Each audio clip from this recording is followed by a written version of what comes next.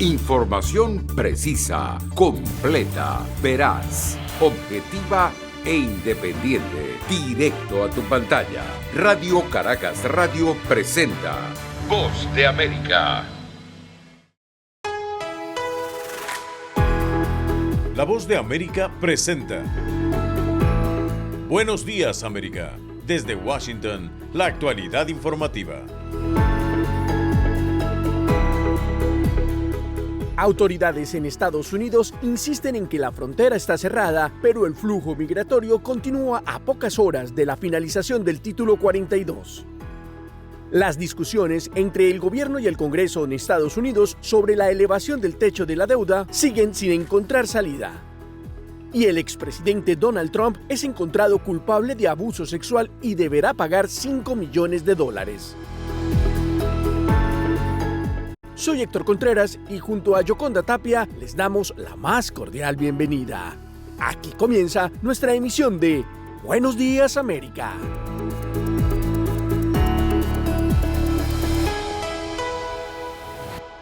El flujo migratorio a lo largo de la frontera continúa cuando faltan pocas horas para la finalización del Título 42 y en El Paso, en Texas, la patrulla fronteriza dice estar preparada para lo que pueda suceder. Celia Mendoza es la enviada especial de La Voz de América a El Paso y tiene este reporte. Es difícil el trayecto que nosotros pasamos. Sentado en la banqueta mientras espera entregarse a la patrulla fronteriza de El Paso, Texas, Luis Pineda, de 10 años, quien salió con su mamá hace 8 meses de Maracaibo, Venezuela, reflexiona como un adulto frente a lo que ha vivido en su travesía. La tristeza porque tantos compatriotas han muerto en esa selva. Uno de los muchos retos que ha enfrentado junto a su mamá en camino a Sarasota, Florida. Me da tanto sentimiento que él haya pasado por todas las cosas que pasamos, pero es fuerte, es valiente. Jessica y Luis ahora tendrán que presentar su caso a las autoridades migratorias, que siguen procesando a miles de personas, tal y como lo explicó a La Voz de América el vocero de la patrulla fronteriza del Paso, Fidel Vaca. Estamos preparados para que esos números suban durante ya la semana entrante, que va a terminar el Título 42. De acuerdo al portavoz de la patrulla fronteriza, aquí en el sector del Paso, 1,150 personas son encontradas diariamente de manera irregular cruzando esta frontera. Lo que hemos estado intentando hacer es agilizar el proceso. Esfuerzos a lo que se suman los voluntarios del Departamento de Seguridad Nacional que se han movilizado a lo largo de la frontera, parte de una política que deja claro que los cruces irregulares bajo la ley son castigados. Fernando García, director de la Red Fronteriza por los Derechos Humanos. Sí, vamos a ver un incremento quizás inicial de personas que crucen, pero se van a topar con una política agresiva, dura, muy antiinmigrante, y creo que eso va a disuadir un proceso. Hay que recordar que la frontera no está abierta, tenemos miles de agentes fronterizos. Aún así, para el pequeño Luis, en el caso de los venezolanos, la migración continuará en respuesta a las políticas establecidas por Nicolás Maduro. Ahora somos más pobres que la pobreza. Bueno, si no tuviera ese presidente, ninguno de los venezolanos que estuviéramos aquí, ¿verdad? Celia Mendoza, Voz de América, El Paso, Texas. Por otra parte, los presidentes de México, Andrés Manuel López Obrador, y de Estados Unidos, Joe Biden, acuerdan realizar un trabajo conjunto para garantizar un trato humanitario a los migrantes. Sara Pablo tiene el reporte.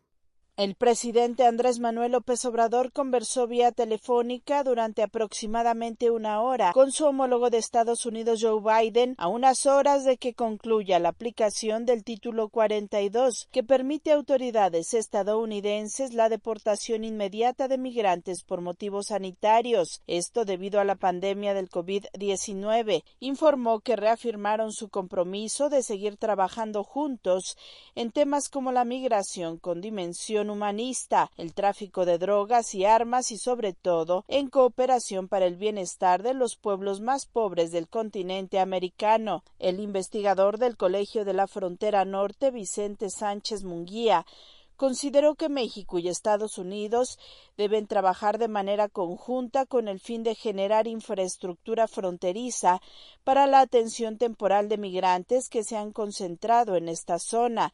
y que buscan su ingreso a territorio estadounidense. Sí esperaríamos que por lo menos en el corto plazo haya medidas realmente humanitarias para atender a los migrantes que están ahorita viviendo la situación crítica en la frontera. Cientos de migrantes se han colocado en la línea fronteriza, forman largas filas bajo el intenso rayo de sol y las bajas temperaturas por la noche. Buscan entregarse a autoridades estadounidenses para solicitar asilo. En Tijuana se ubican entre las bardas de esta ciudad y San Diego, ya del lado estadounidense, mientras que en Matamoros cruzaron a Brownsville a través del río Bravo sorteando el alambre de púas. Están en sintonía de Buenos Días América y cambiamos de rumbo informativo. El presidente Joe Biden se reunió en la Casa Blanca con los principales líderes del Congreso estadounidense, pero las posiciones se mantuvieron en el mismo nivel y no lograron ningún avance a poco más de 2 semanas para evitar que el país entre en situación de impago.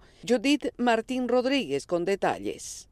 La falta de acuerdo entre el mandatario Joe Biden y el presidente de la Cámara de Representantes, el republicano Kevin McCarthy, obliga a que los altos funcionarios vuelvan a reunirse este viernes 12 de mayo a fin de trazar un plan común que permita desbloquear la elevación del techo de la deuda. Eran pocas las expectativas ante la reunión entre los líderes del Congreso y el presidente estadounidense en el despacho Oval, y efectivamente el pulso político entre el mandatario y los republicanos que controlan la Cámara de Representantes ha impedido cualquier posibilidad de progreso. Por un lado, McCarthy y el líder de su partido en el Senado, Mitch McConnell, representan la exigencia de los legisladores republicanos a la administración para recortes y renunciar a algunos de los principales logros de la presidencia de Biden, condiciones que el mandatario se niega a aceptar.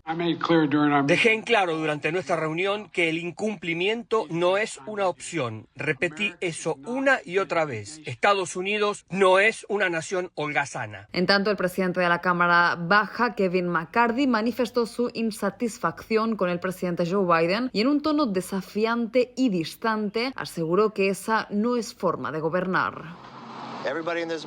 Todos en esta reunión reiteraron las posiciones en las que estaban. No vi ningún movimiento nuevo. El presidente dijo que el personal debía volver a reunirse, pero yo fui muy claro con el presidente. Ahora solo nos quedan 2 semanas. Lamentablemente, el presidente ha esperado 97 días sin reunirse.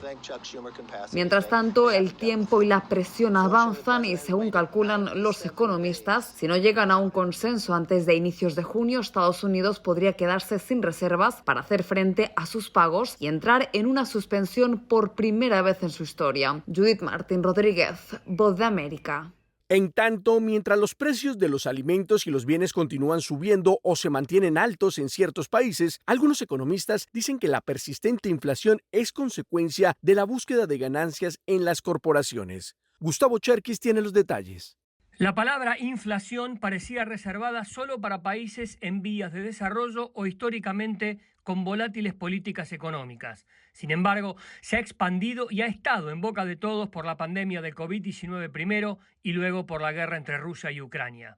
El tema es una de las prioridades y una batalla que Europa y hasta la misma administración Biden están intentando ganar, pero para muchos especialistas la inflación se debe también a la especulación de grandes corporaciones que buscan mayores márgenes de ganancia. En el Fondo Monetario Internacional en Washington, el investigador Daniel Late dice que hay un optimismo cauteloso acerca de los niveles de inflación mundial que se relajarán un poco este año.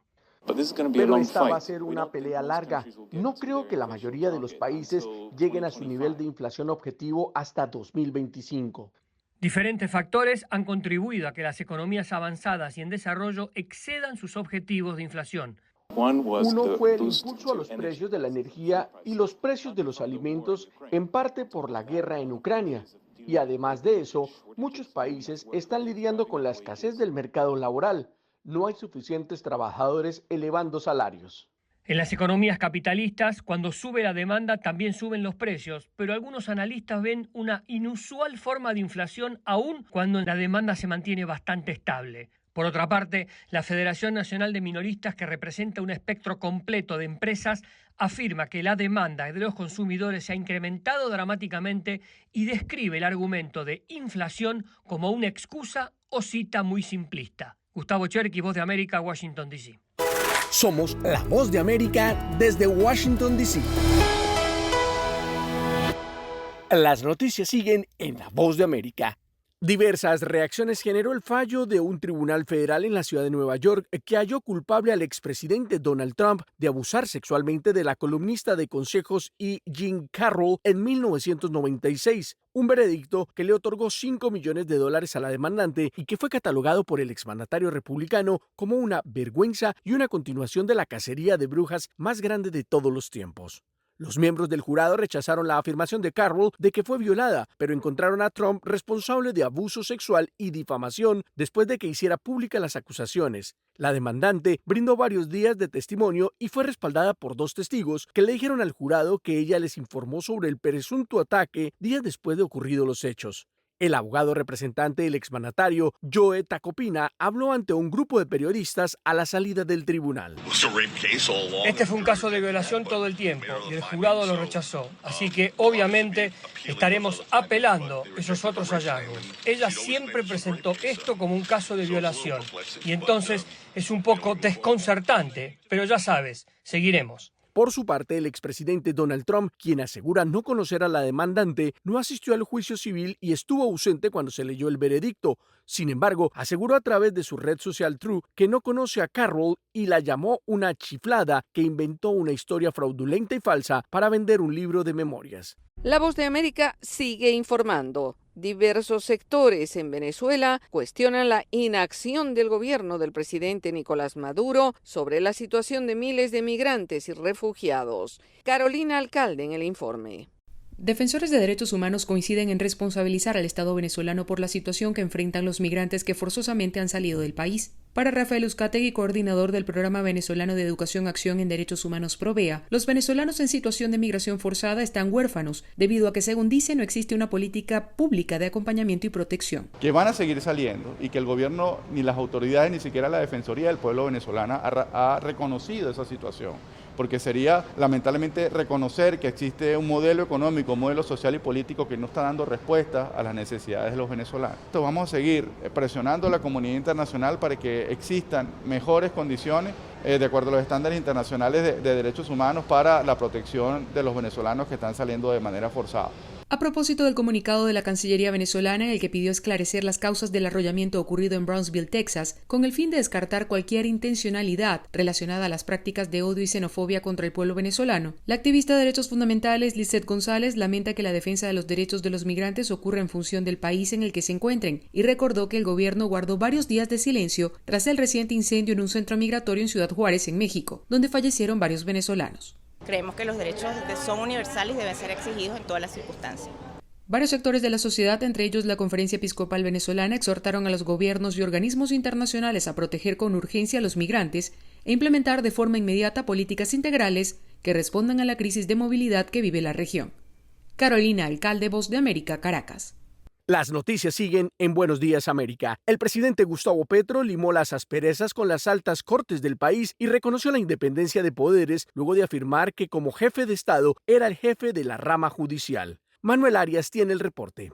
Luego del fuerte enfrentamiento entre el presidente Gustavo Petro y el fiscal general de Colombia, Francisco Barbosa, las rencillas del mandatario con los integrantes de la rama judicial quedaron superadas, luego de que el presidente se reunió con los 4 magistrados presidentes de las Cortes colombianas. El magistrado Fernando Castillo Cadena, presidente de la Corte Suprema de Justicia, comunicó el acuerdo. Coincidimos con el señor presidente de la República en la necesidad de mantener el firme compromiso de encauzar las diferencias a través de los mecanismos institucionales dentro del respeto irrestricto a la autonomía e independencia judicial. Entre tanto, el presidente Gustavo Petro solo se limitó a reseñar la reunión en su cuenta de Twitter, pero su ministro de Justicia, Néstor Osuna, quien lo acompañó en el encuentro, ya había anticipado la posición del Ejecutivo. Todas las instituciones, el Ejecutivo, el Congreso, el Poder Judicial, asumen con completa seriedad, con compromiso, el cumplimiento de sus funciones. En algunos momentos de nuestra vida, el Poder Judicial nos ha salvado la democracia. En algunos momentos de la vida ha sido el Congreso, en algunos ha sido el Ejecutivo. Y por eso tenemos una democracia que sabemos que tiene precariedades, que tiene déficit, pero que ha funcionado. Se espera que en los próximos días se dé una reunión entre el presidente Petro y el fiscal Barbosa, quien en declaraciones de prensa tildó a Petro como un dictador y lo ha acusado de poner en riesgo su vida y la de su familia. Manuel Arias Naranjo, Voz de América, Colombia. En tanto, la muerte de 27 mineros en el Perú en una mina de oro en el departamento de Arequipa se ha considerado como una de las peores tragedias del sector. Silvia González con detalles. El Ministerio Público en Perú impulsa una investigación preliminar contra los que resulten responsables del deceso de 27 trabajadores del socavón minero de Yanaquigua, ubicado en el departamento de Arequipa, mientras el ministro de Energía y Minas, Óscar Vera, que visitó la zona del incidente para realizar una inspección, no descartó que haya existido negligencia. Lo que ahora vamos a verificar es que hayan estado con los equipos que corresponden, ¿no? De hecho, ha habido alguna negligencia en el momento que hubo el accidente, que es lo que deben salir de los informes, y sobre eso se tendrán que hacer las acciones que corresponden, ¿no? Para determinar culpables o responsables del accidente, ¿no? El Instituto de Medicina Legal informó que los 27 mineros murieron a consecuencia de una intoxicación por monóxido de carbono, al producirse el incendio en uno de los socavones de Yanaquigua, que además generó un derrumbe. En tanto, el gobernador regional, Roel Sánchez, afirmó que la minera Yanaquigua es una empresa formal. La empresa Yanaquigua tiene una autorización totalmente formalizada y cuenta con todas las normas pertinentes. Eso ya, si ha habido una situación que ha salido de este marco normativo, ya las investigaciones lo dirán en el contexto. De acuerdo a datos oficiales del Ministerio de Energía y Minas, esta tragedia tiene el mayor número de fallecidos en un solo accidente minero en el país. El año pasado se reportaron 34 fallecidos en un año en diferentes accidentes. Los restos mortales de los mineros han sido entregados a sus familiares en Puno, Arequipa, Cusco, Junín y Lima. Y las familias reciben el apoyo de la empresa minera, así como el Ministerio de Justicia, para tener asesoramiento legal. Silvia González, Voz de América, Perú. Y ahora, en Buenos Días América, nos vamos a la sala de redacción de La Voz de América. El primer ministro de Canadá aseguró que su país no se dejará intimidar por China frente a la tensión que provocó la expulsión de diplomáticos de ambas naciones. Esta es una actualización de nuestra sala de redacción. En una inmediata reacción a la decisión de China de expulsar a la consulesa canadiense Jennifer Lin, el primer ministro del país norteamericano Justin Trudeau aseguró que Canadá no se dejará intimidar por el gigante asiático luego de que ambos gobiernos decidieran expulsar a diplomáticos de los dos países. La expulsión de la consulesa canadiense se produjo 24 horas después de que Canadá declarara persona no grata al diplomático chino Zhao Wei, acusado de injerencia en los asuntos internos del país, luego de haber sido identificado como parte de una operación de intimidación a un diputado del Partido Conservador canadiense. El primer ministro Trudeau ha defendido que la expulsión del diplomático chino fue tomada con cuidadosa consideración, a la vez que señaló que su gobierno continuará haciendo todo lo necesario para proteger a su población de la injerencia extranjera. No nos van a intimidar, seguiremos haciendo todo lo necesario para proteger a los canadienses de la injerencia extranjera, expresó textualmente el primer ministro. La reciente crisis diplomática entre Canadá y China se inició el año pasado cuando medios de comunicación canadienses comenzaron a filtrar documentos de los servicios de inteligencia de este país que acusaban a Pekín de injerencia en las elecciones generales de 2019 y 2021. En tanto, algunos analistas comienzan a advertir las repercusiones económicas que podrían generarse si se agrava este conflicto diplomático, ya que China es el segundo socio comercial de Canadá únicamente después de Estados Unidos. Sala de redacción, Voz de América. Momento deportivo en La Voz de América. Les informa Henry Llanos. En el baloncesto de la NBA, tras silenciar al público en el TD Garden y dejar a los Celtics al borde de la eliminación en la segunda ronda de playoffs, los 76ers apenas sí esbozaron una sonrisa mientras se marchaban a los vestuarios. Esto no ha terminado, necesitamos ganar uno más, enfatizó Joel Embiid. Todos nosotros tenemos que lograrlo. Pronto tendrán la oportunidad. Embiid anotó 33 puntos y Filadelfia tomó sin problemas una ventaja de 3-2 en las semifinales de la conferencia al doblegar el martes 115-103 a Boston. Los Sixers tuvieron una ventaja de incluso 21 puntos en el cuarto periodo mientras los fanáticos de Boston abucheaban a su propio equipo. Filadelfia podría finiquitar la serie el jueves, con lo que avanzaría a la final de la conferencia, una instancia a la que no llega desde el año 2001. En las otras acciones, Nicolás Jokic logró un triple doble luego de enmendar la relación con el dueño de los Suns, mientras que Michael Porter Jr. consiguió 5 triples para que los Nuggets de Denver doblegaran el martes 118-102 a Phoenix, con lo cual recuperaron la ventaja en la semifinal de la Conferencia Oeste. Jokic acumuló 29 puntos, 13 rebotes y 12 asistencias para llegar a 10 triples dobles en su carrera, la mayor cifra para un pívot, rompiendo el empate con Wilt Chamberlain. Siendo sincero, me gusta ganar el partido, cueste lo que cueste, dijo Jokic, que en el choque anterior firmó la mejor anotación de su carrera con 53 tantos. Denver gana ahora la serie por 3-2. El sexto partido está agendado para el jueves por la noche en Phoenix y según el serbio, si jugamos como hoy, vamos a ganar, dijo. Henry Llanos, Voz de América, Washington.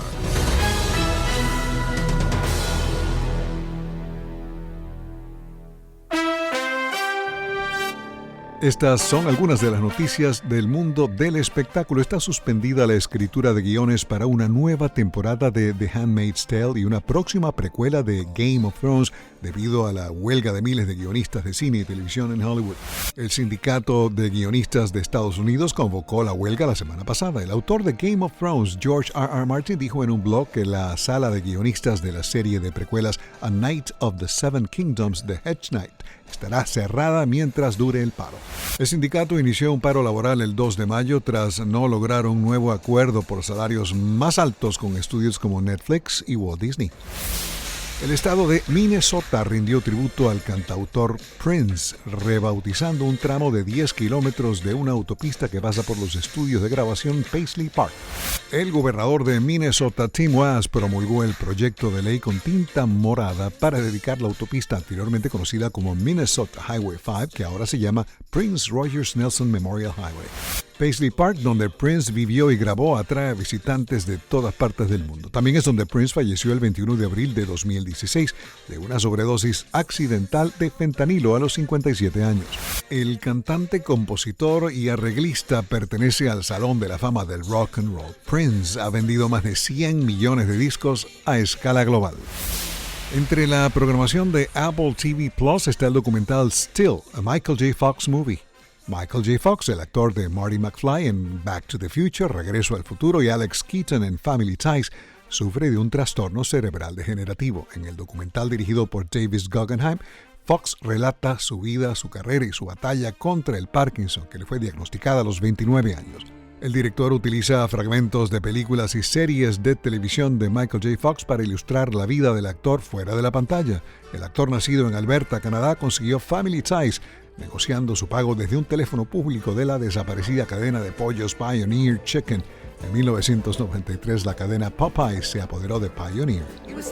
Hace 54 años, este mes de mayo, Joni Mitchell estrenó su segundo álbum de estudio, Clouds. El álbum contiene la canción Both Sides Now, que está incluida en la lista de Rolling Stone de las 100 mejores canciones de todos los tiempos.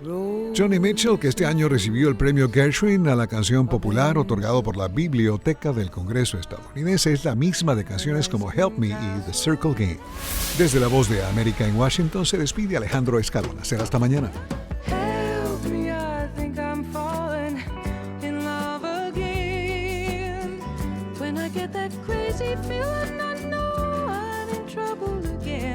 I'm in trouble, 'cause you're a rambler and a gambler and a sweet-talking ladies' man, and you love your loving, not like you love your freedom.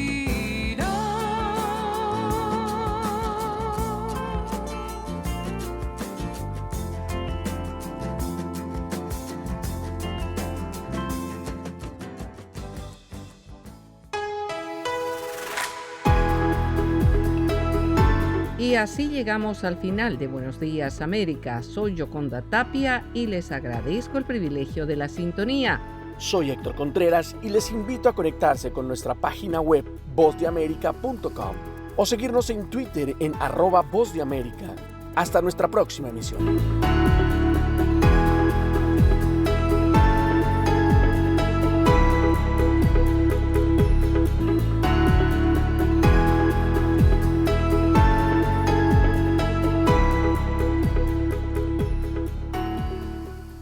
Información precisa, completa, veraz, objetiva e independiente. Directo a tu pantalla.